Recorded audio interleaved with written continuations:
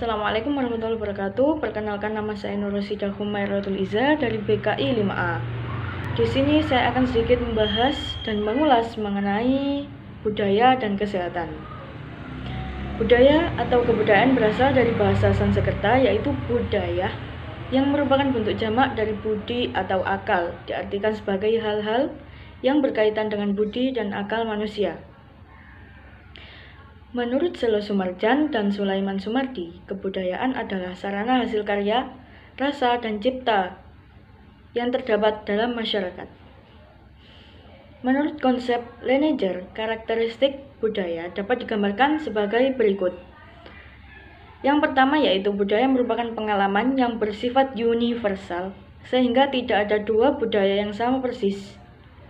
Yang kedua, budaya diisi dan ditentukan oleh kehidupan masyarakat sendiri tanpa disadari. Yang ketiga, budaya bersifat stabil tetapi juga dinamis karena budaya itu diturunkan kepada generasi-generasi berikutnya sehingga mengalami perubahan. Dari berbagai definisi tersebut dapat diperoleh pengertian mengenai kebudayaan, yaitu sistem pengetahuan yang meliputi sistem ide atau gagasan yang terdapat dalam pikiran manusia. Sehingga dalam kehidupan sehari-hari kebudayaan itu bersifat abstrak. Sedangkan perwujudan kebudayaan adalah benda-benda yang diciptakan oleh manusia sebagai makhluk yang berbudaya berupa perilaku dan benda-benda yang bersifat nyata, misal pola perilaku, bahasa, peralatan hidup, organisasi sosial, religi, seni, dan lain sebagainya. Yang kesemuanya ditujukan untuk membantu manusia dalam melangsungkan kehidupan bermasyarakat. Kali ini, yang kedua yakni kita akan membahas mengenai budaya kesehatan di Indonesia. Indonesia sebagai negara agraris, sebagian besar penduduknya bermukim di daerah pedesaan dengan tingkat pendidikan mayoritas sekolah dasar dan belum memiliki budaya hidup sehat.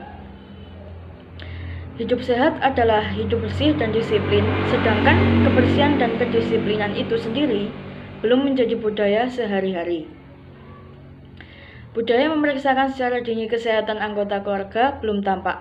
Hal ini terlihat dari banyaknya klien yang datang ke pelayanan kesehatan untuk memeriksakan keadaan kesehatan sebagai tindakan kuratif, belum didukung sepenuhnya oleh upaya promotif dan preventif. Misalnya gerakan 3M pada pencegahan demam berdarah itu belum sepenuhnya ada dalam masyarakat kecuali apabila benar-benar ketika masyarakat ada yang mengalami dan terkena demam berdarah. Menanamkan hidup sehat harus sejak dini dengan melibatkan penata yang ada di masyarakat seperti posyandu atau sekolah. Posyandu yang ada di komunitas seharusnya diberdayakan untuk menanam perilaku hidup sehat dan berbudaya pada anak. Untuk itu, marilah kita sebagai manusia untuk menanamkan pola hidup sehat agar tidak terkena penyakit baik yang menular maupun tidak. Kalau tidak kita yang menjaga kesehatan, siapa lagi? Akhir kata, wassalamualaikum warahmatullahi wabarakatuh.